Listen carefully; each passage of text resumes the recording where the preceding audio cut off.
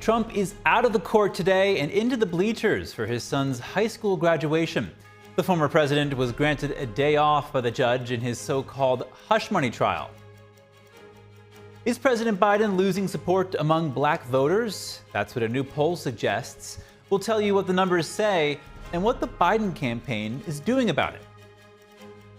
Are illegal immigrants from China, Russia, and other countries posing as DoorDash delivery men to spy on U.S. military bases? A House Republican says yes. The cleanup from deadly storms that ripped through Texas is underway. We'll show you what areas were hit and how many electrical customers remain in the dark. Police have shot dead a suspect who allegedly set a synagogue ablaze in France. The incident has been deemed anti-Semitic by authorities, with the Interior Minister saying it highlights an explosion of hatred in the country.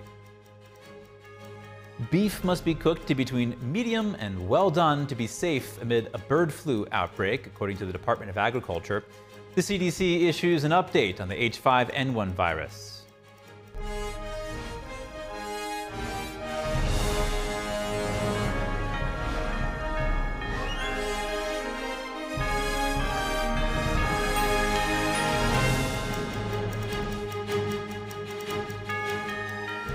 Welcome to NTD Newsroom. I'm Chris Beers. Breaking today, the cleanup from a deadly storm system is underway in Texas. Tens of thousands of people remain without power as the storms toppled trees onto power lines, homes, and vehicles. NTD's Dave Martin has the latest.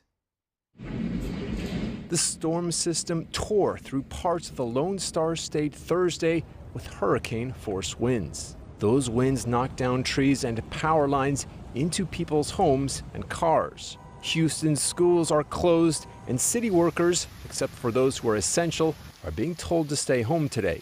Houston Mayor John Whitmire says downtown is a mess and for people to stay home and take care of their children.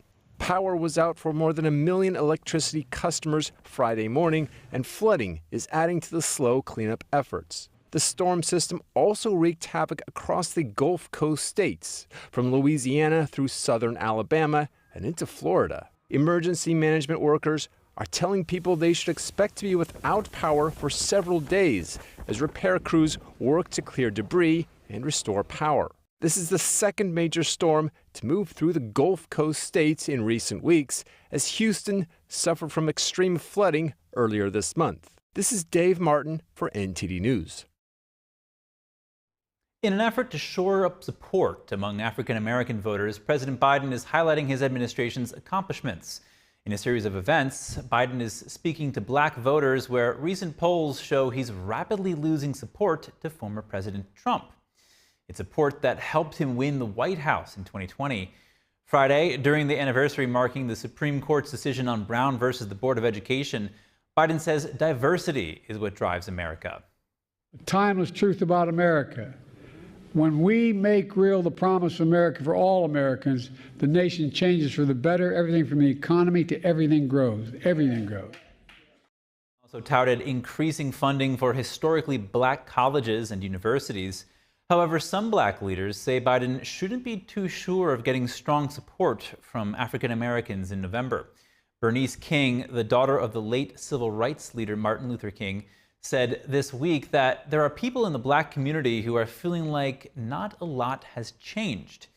A New York Times Siena College survey of battleground states out this week shows Trump winning more than 20% of black voters there.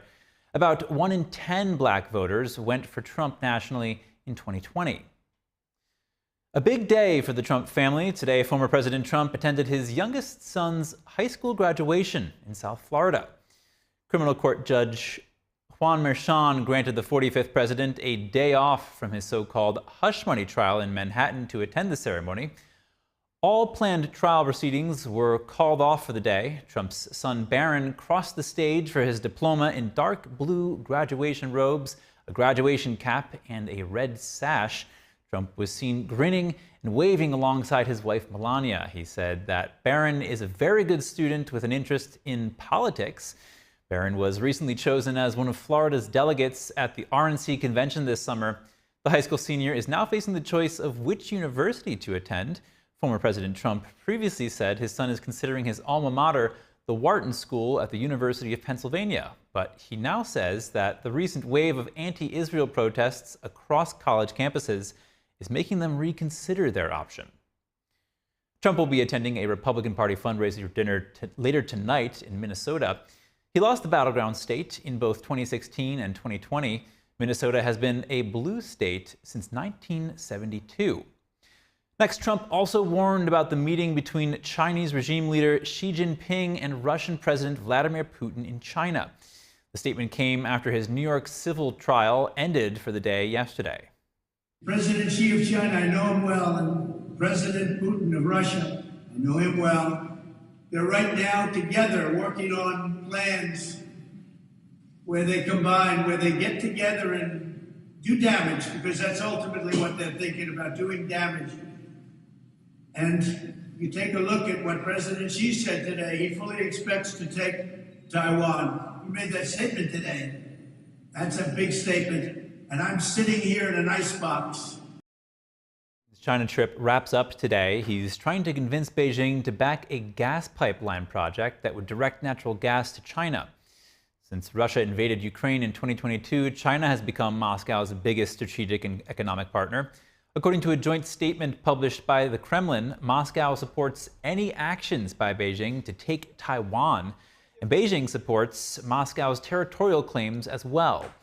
The two also condemned the U.S. together. This follows Washington's recent joint drills in the Indo-Pacific with Taiwan, the Philippines, and Japan in the face of Beijing's rising threats in the region. Are illegal immigrants posing as food delivery drivers spying on U.S. military bases for foreign governments? That's what one Republican House member says is happening. In an interview with the Daily Mail, Republican Glenn Grotham from Wisconsin says there are reports of Chinese, Russians, and Iranians who've been caught spying on or near military bases. He believes foreign nationals may be getting jobs as DoorDash drivers and then snooping around U.S. military installations. Grotham blames the rise in espionage attempts on the record number of non-Hispanic foreign nationals entering the U.S. southern border illegally. In a moment of chaos at the House Oversight Committee, the group was discussing holding Attorney General Merrick Garland in contempt for refusing to hand over recordings of an interview with President Joe Biden. That's when Representatives Marjorie Taylor Greene and Alexandria Ocasio-Cortez got into a verbal spar over eyelashes. It all started with a comment made by Representative Jasmine Crockett about the reason for the meeting. Do you know what we're here for? You know we're here about I don't think you know what you're here for. Well, you the one talking about. I think your fake eyelashes are messing up. No, ain't nothing. Hold on. Listen. Order. I do have a point of order, and I would like to move to take down Ms. Greene's words. That is absolutely unacceptable. How dare you attack the physical appearance of another person? Are your feelings hurt? Her words down. Aw. Oh, girl, baby girl. Oh, really? Don't even play. Baby girl? I don't think we are going to so. move, and we're going to take your words down. I second that motion. Chair James Comer asked Greene if she wanted to strike her words. She agreed to do so, adding, quote, "But I'm not apologizing." Then Ocasio-Cortez made another motion to strike Greene's words. To that, Greene said, "Why don't you debate me?" When Ocasio-Cortez answered, "I think it's pretty self-evident," Greene replied, "You don't have enough intelligence." House Speaker Mike Johnson reacts today to the chaos. Mr. Speaker, what's your reaction to what happened in the House Oversight Committee last night? You know, it's regrettable. I think decorum is an important thing for us to maintain around here, and we've got to take the emotion out of these things and deal with the issues on their substance. And, you know, it's something that I talk about often with all of our colleagues on both sides of the aisle, and we'll continue to advance that important principle. I think it's important for us to show that to the country, that we can get the job done. And even when we disagree, even vehemently, we got to treat one another with dignity and respect. I think it's an important principle. Will you bring the contempt citation to the floor? Will you bring the contempt citation to the floor? Johnson didn't give a clear timing for when he'd vote on this. Moving to the Middle East, the bodies of 3 hostages have been recovered from Gaza, according to the Israel Defense Forces. The bodies were found and brought back to Israel in an overnight operation. NTD's Fiona G has the story. Israel's security agency Shin Bet recovered the bodies of 23-year-old Shani Luke, 57-year-old Itzhak Gelenter, and 28-year-old Amit Baskila. The three were attending the Nova Music Festival when Hamas launched their October 7th attack. They were killed and their bodies taken to the Gaza Strip by the terrorist group. A photo of Hamas terrorists parading Shani Luke's lifeless body in a truck after October 7th sent shockwaves around the world. It is believed that Hamas is still holding 129 hostages captive. Meanwhile, humanitarian aid is flowing into Gaza today through a temporary pier built by the U.S. military, according to the U.S. Central Command. This is the first time aid has been sent to the war-torn region by sea in 2 months. President Biden announced his plan to build the pier off the coast of Gaza in early March. U.S. troops began construction in April. The floating pier and causeway were anchored on Gaza's beach yesterday. The trucks entering Gaza carry aid supplied from various different countries and organizations. No American troops entered Gaza. The U.S. military has emphasized that it will only provide logistical support for the delivery of aid. Fiona G., NTD News. Since the bird flu virus was found in dairy cattle in 9 states, there have been concerns about consuming milk and beef products. Now the Department of Agriculture says it's safe if you cook your burger properly. NTD's Andrew Thomas reports. According to the Department of Agriculture, properly cooking hamburgers to a temperature of about 145 to 160 degrees keeps them safe for consumers. The USDA will also award more than $22 million to bolster the nation's ability to control animal disease outbreaks such as bird flu. Some scientists believe the outbreak is more widespread. The Food and Drug Administration found H5N1 particles in about 20% of retail milk samples.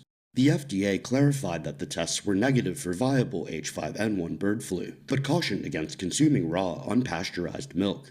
The Centers for Disease Control and Prevention has posted a wastewater detection dashboard on influenza A, of which H5N1 bird flu is a subtype. The CDC has said the danger to the general public is low, but people exposed to infected birds or animals, including cows, are at greater risk. Andrew Thomas, NTD News.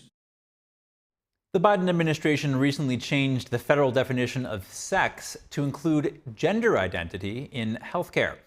In response, the state of Florida and the Catholic Medical Association sued the Department of Health and Human Services for requiring them to perform cross-sex procedures. NTD's Daniel Monahan spoke with a legal firm representing the Catholic Medical Association about the case. Florida Attorney General Ashley Moody says that Florida passed a law to protect children from what she calls dangerous, irreversible gender transition drugs and surgeries. According to Moody, the Biden administration's changing of the federal definition of sex to include gender identity is an attempt to circumvent that law and to force the state to pay for puberty blockers and gender transition surgery for children. Alliance Defending Freedom attorney Julie Blake. So what the Biden administration is saying is that if a doctor gives out prescriptions for precocious puberty, that same doctor would have to use puberty blockers to transition a child in an attempt to look like the opposite sex. If a doctor does a mastectomy to treat a patient for breast cancer, the Biden administration would force that same doctor to do a mastectomy on healthy tissue in order to have a woman appear more as the opposite sex. Blake says doctors are there to heal patients and shouldn't be required to harm them. Every doctor should be free to follow their sound medical judgment and apply their best medical judgment to help heal patients. No doctor should be forced to block a child's puberty or to administer dangerous procedures that can have very serious lifelong consequences. And so what we are asking for in this case is for the Biden administration's rule to be completely stopped to protect all doctors and all patients nationwide. The attorney says the new rule also seeks to require doctors to treat every patient however the patient identifies, even if that is contrary to the patient's biological sex. Our doctors don't want to harm patients. Our doctors don't want to lie to patients or mislead patients. Sex matters in medicine. If you start referring to a patient by the wrong sex, you're risking medical mistakes, and you're also giving a patient an incorrect understanding of medicine. And so it's very important that doctors' free speech rights are protected and that doctors aren't coerced to use a patient's self-selected pronouns. According to Blake, the Biden administration has no evidence underlying this rule to coerce doctors to potentially harm their patients. To the contrary, respected international voices in other countries, such as England and Sweden, have realized the harms of these procedures and that there is very little, very low quality evidence to suggest that you should try and perform a so-called gender transition on anyone, especially not on children. The attorney says the Biden administration is threatening doctors, insurers, and hospitals with steep penalties if they don't comply with this new rule, which she says puts their livelihoods at risk. NTD reached out to the Department of Health and Human Services about the case and the rule change. We are still waiting to hear back from them. Daniel Monahan, NTD News. When we come back, police have shot dead a suspect who allegedly set a synagogue ablaze in France. The incident has been deemed anti-Semitic by authorities, with the Interior Minister saying it highlights an explosion of hatred in the country. China is now trying to reverse its real estate crisis through a new funding program, and why more young people are maxing out their credit limits. That and more after the break.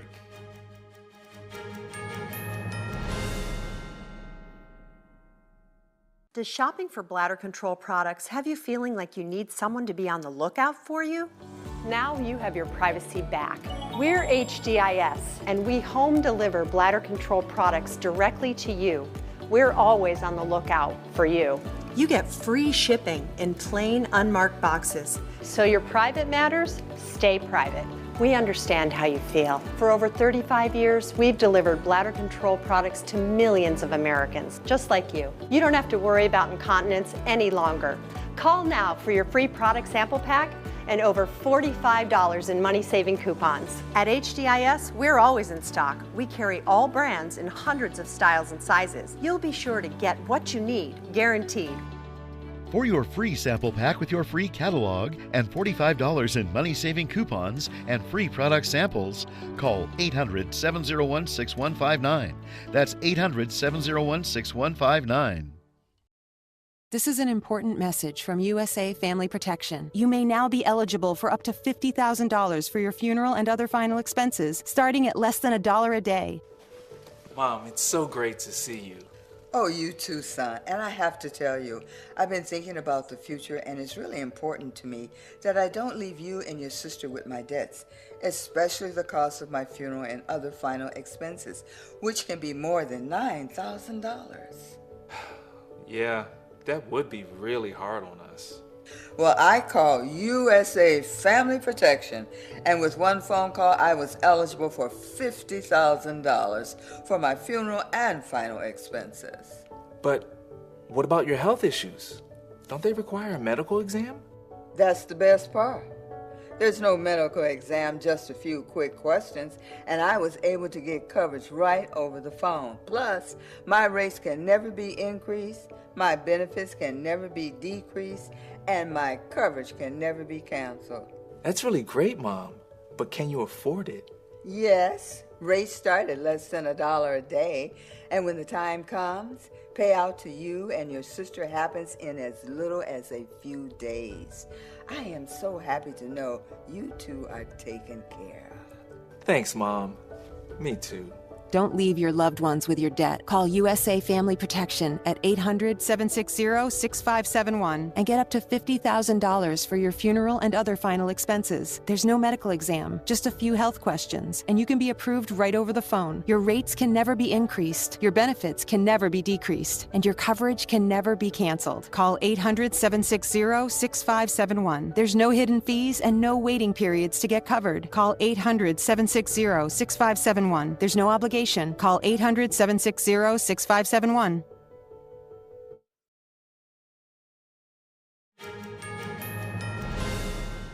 Welcome back. In France, a police officer fatally shot an armed man who allegedly set fire to a synagogue. This incident occurs amid a sharp rise in anti-Semitic acts in France.